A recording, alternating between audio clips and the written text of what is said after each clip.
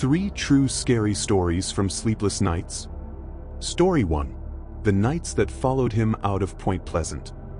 He stopped sleeping the night he realized the thing was not outside anymore. For weeks, exhaustion kept him upright while fear kept him alive, and even now, decades later, his nights never truly end. Before this story pulls you in completely, subscribe to the channel, leave a comment with where you're listening from, and stay to the end, because what followed him out of Point Pleasant didn't stay in the past. Let's begin. In the autumn of 1966, Point Pleasant, West Virginia, was an unremarkable river town where nights were quiet enough to hear the Ohio River moving in the dark. That silence mattered later. It mattered because the people who lost sleep that year remembered exactly what broke it. One of them was Harold Whitman, a 29-year-old electrical technician who worked long shifts maintaining power lines along the outskirts of town.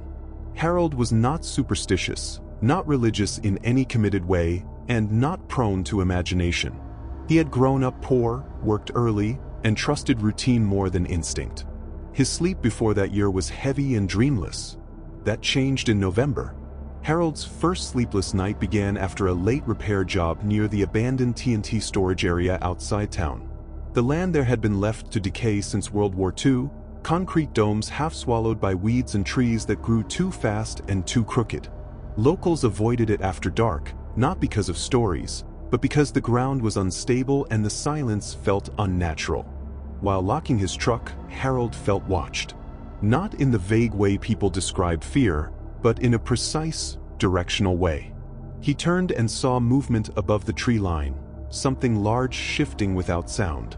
What fixed itself into his memory were the eyes. 2 circular points, red but not glowing, set wide apart and unmoving. Harold drove home without finishing his checklist. That night he did not sleep. Every time his body started to drop into rest, his chest tightened as if something was pressing down from the inside. He lay in darkness until morning, heart racing, mind replaying the stillness of those eyes. The second night was worse. By then, newspapers had started mentioning sightings around town. Large winged shapes, red eyes, figures seen near roads and rooftops. Harold didn't read those articles until later, but he felt their presence before he understood them. His exhaustion made everything feel slightly unreal. Shadows lingered longer. Sounds arrived a second too late. On the third night without sleep, Harold noticed marks in the frost outside his bedroom window. Indentations, deep and uneven, as if something heavy had stood there for a long time. No footprints led away. He stopped sleeping entirely after that. As the weeks passed, Point Pleasant became a place defined by insomnia. People stayed awake together. Lights remained on until dawn. The sightings increased, reported by different residents with no connection to one another. Each account described the same features with unsettling consistency. Harold tried medication. It failed. He tried alcohol. It made the images sharper. When sleep did come in fragments, it brought dreams that were not symbolic but observational. In them, he saw bridges, water, and a shape watching from above. On December 15, 1967, the Silver Bridge collapsed during evening traffic, killing 46 people. Harold was not on it. He had called in sick that day, his body too weak from exhaustion to climb utility poles. When the news broke, he sat awake in his living room, already certain of what he would hear. The insomnia did not end after the collapse. If anything, it deepened. Harold left Point Pleasant within months. He moved first to Ohio, then Indiana, chasing distance instead of rest. But the nights followed him. He could not sleep in rooms with windows. He avoided bridges. He refused night shift work. Doctors diagnosed anxiety, then chronic insomnia, then nothing at all. What made his condition different was not the lack of sleep, but the persistence of a presence tied to wakefulness. Harold reported seeing the same red-eyed figure during periods of extreme exhaustion, always stationary, always watching, never approaching. It appeared in reflective surfaces at the edges of parking lots, once at the far end of a motel hallway at 3 in the morning. These sightings only happened when he had gone more than 48 hours without sleep. Medical records from the early 1970s note recurring hallucinations associated with sleep deprivation, but Harold insisted on one detail that never changed. Hallucinations react. This thing did not. It remained indifferent, as if it did not need him to believe in it to exist. By the time he was 40, Harold averaged less than 3 hours of sleep per night. His health deteriorated. His memory fractured. But the sightings slowed. Whether the thing lost interest or distance finally mattered, he never knew. What stayed was the damage. Chronic insomnia shortened his life expectancy, strained every relationship, and left him permanently hypervigilant. Even decades later, neighbors described him as a man who never fully sat down, never turned his back to windows, and never stayed in the dark. When Harold died in 2004, the coroner listed heart failure complicated by long-term sleep deprivation. Among his personal effects was a notebook containing dates, times, and locations of sleepless nights spanning nearly 40 years. The entries stopped abruptly whenever he wrote the same phrase, "Observed again." The true horror of Point Pleasant was never just what people saw. It was what followed them home, what waited for them when they closed their eyes, and what made sleep feel more dangerous than staying awake. Harold Whitman survived the sightings. What he never survived was the nights afterward. Story 2. The fire that never let him sleep in Centralia. By the time Thomas Klein accepted that the ground beneath Centralia was burning, he had already gone 13 nights without proper sleep. The realization did not come with flames or sirens, but with heat, steady, unnatural heat that rose through the floorboards of his home and refused to fade, even in winter. Centralia, Pennsylvania, had always been quiet in a way that pressed inward. Founded in the 1800s as a coal mining town, it lived on routines built around underground labor. People woke early, slept hard, and trusted the earth beneath them because their lives depended on it.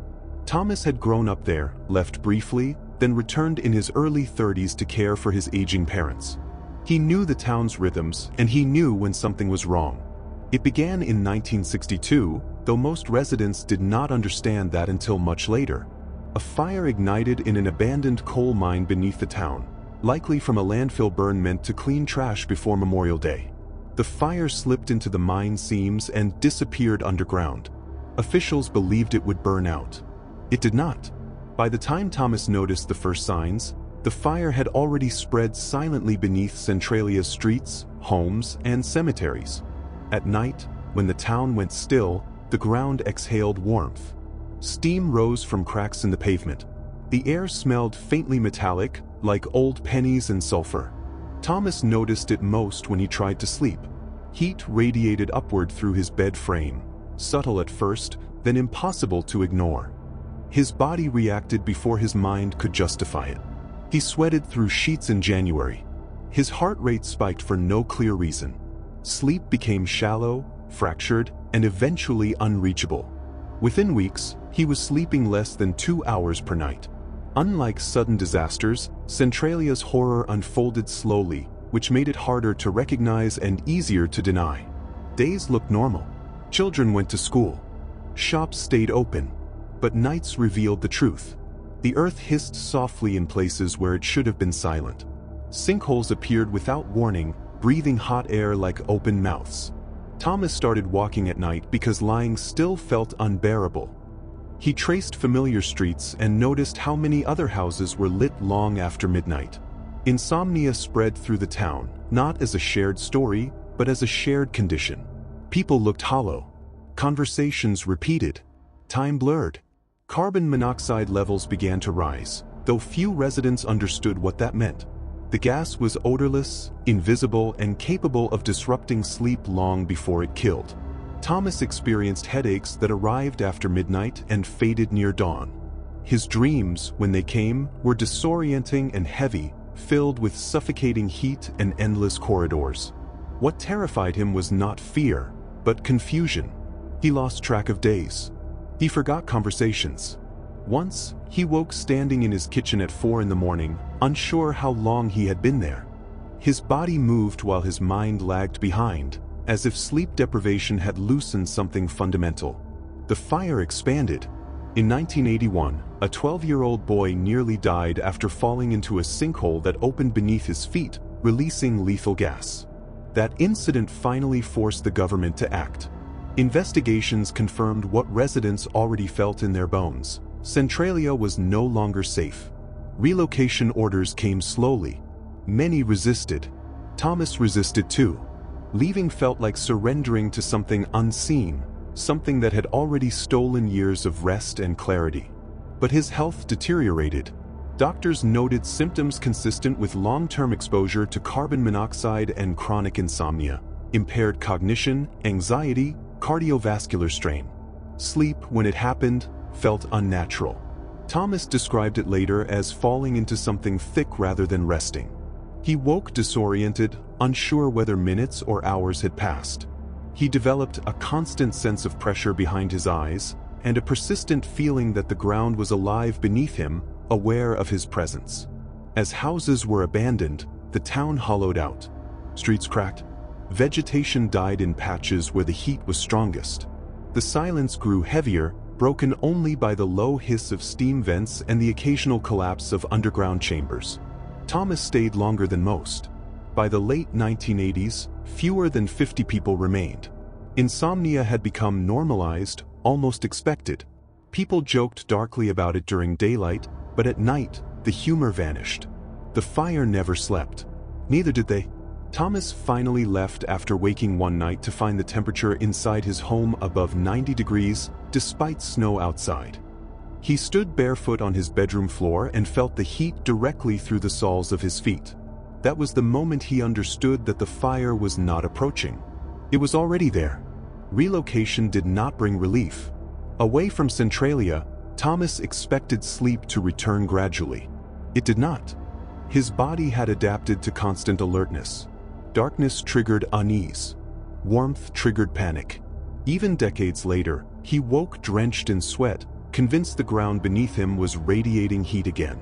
Medical literature later acknowledged that prolonged exposure to subterranean coal fires and carbon monoxide could cause lasting neurological and sleep disorders. But no diagnosis captured the psychological damage of living above something that never stopped burning. Centralia still burns today. The fire is expected to continue for centuries, long after the town is gone. Roads have been erased. Houses demolished. Only a handful of residents remain, legally allowed to die there but not replaced. At night, the ground still exhales. Thomas Klein died in 2011 from complications related to respiratory and cardiac damage. His family reported that in the final weeks of his life, he slept less than an hour per night. When asked why, he gave the same explanation every time. Once you learn the earth can stay awake forever, your body never fully trusts rest again. Centralia's horror was not sudden, violent, or loud. It was slow, invisible, and relentless. It stole sleep first, then memory, then identity. And for those who lived above the fire, the nights were never truly dark, they were only waiting. Story 3. The voice that refused to let her rest in Adams, Tennessee. Lucinda Powell did not lose sleep because of fear at first. She lost it because something kept calling her name after midnight, in a voice that sounded almost human but never quite right. The sound came from the walls, the yard, the dark beyond the windows, and once it began, sleep became something she remembered rather than experienced. In the early 1800s, Adams, Tennessee, was a farming settlement where isolation was part of daily life. Families lived far apart, nights were long, and silence was expected. Lucinda lived with her husband and children on a modest stretch of land bordered by woods. She was known locally as practical, deeply religious, and emotionally steady. No record from that period describes her as imaginative or unstable. The disturbances began quietly. At first, it was knocking, soft, deliberate, always after nightfall. Lucinda would wake, alert but calm, assuming it was an animal or a branch. Nothing was ever there. Then came scratching sounds along the walls, not frantic, but slow and intentional. Her sleep became lighter, interrupted not by terror but by anticipation. Within weeks, the voice started. It called her name clearly, spoken from just outside the house. The tone was familiar, almost comforting, but empty of emotion. Lucinda described it as a voice that knew how to sound human without understanding what that meant. She would sit upright in bed, heart steady but mind awake, listening as the voice repeated itself until dawn. Sleep shortened to fragments. Unlike sudden hauntings, the bell witch disturbances escalated methodically. Objects moved. Bedding was pulled away at night. Invisible forces pinched and struck family members while they slept. Lucinda suffered the worst of it. Each night, something targeted her specifically, ensuring she could not rest. The attacks followed a pattern: wakefulness, confusion, exhaustion. As her insomnia worsened, Lucinda's physical health declined. She lost weight rapidly. Her hands trembled. Her thoughts slowed. During the day, she appeared distant, conserving energy as if rest were no longer reliable. At night, she lay awake, waiting for the voice. Witnesses documented the events, including neighbors, church leaders, and eventually respected public figures. One of them, Andrew Jackson, later acknowledged the phenomenon after experiencing unexplained disturbances firsthand. What disturbed observers most was not the activity itself, but Lucinda's deterioration. Sleep deprivation hollowed her. She began experiencing waking visions, not dreams, but moments where reality thinned. She heard the voice during daylight. She felt watched even in open fields. Her faith, once a source of comfort, became strained as prayer failed to bring rest.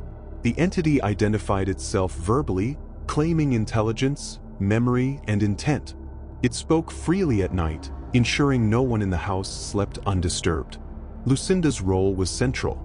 The voice focused on her, mocking her attempts to rest, predicting her decline with unsettling accuracy. Medical understanding at the time was limited, but the symptoms were clear: prolonged insomnia leading to physical collapse. Lucinda's body weakened while her mind remained trapped in constant alertness.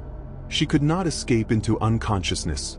Even when exhaustion forced her eyes closed, she woke minutes later to renewed disturbances. Her nervous system never reset.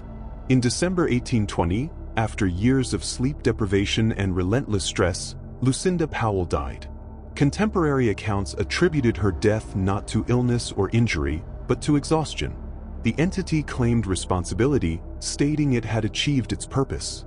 After her death, the disturbances lessened. The bell witch did not disappear entirely, but its focus shifted. The house grew quieter. Sleep returned gradually to the remaining family members. The timing was not lost on anyone. Modern analysis suggests that prolonged psychological torment combined with extreme insomnia can be fatal. Lucinda's case stands as one of the earliest recorded examples of sleep deprivation used as a sustained form of harm, whether through psychological mechanisms, environmental stressors, or something still unexplained. What makes her story enduring is not the spectacle of a haunting, but its intimacy. Lucinda did not die screaming. She did not flee. She endured night after night, waiting for rest that never came.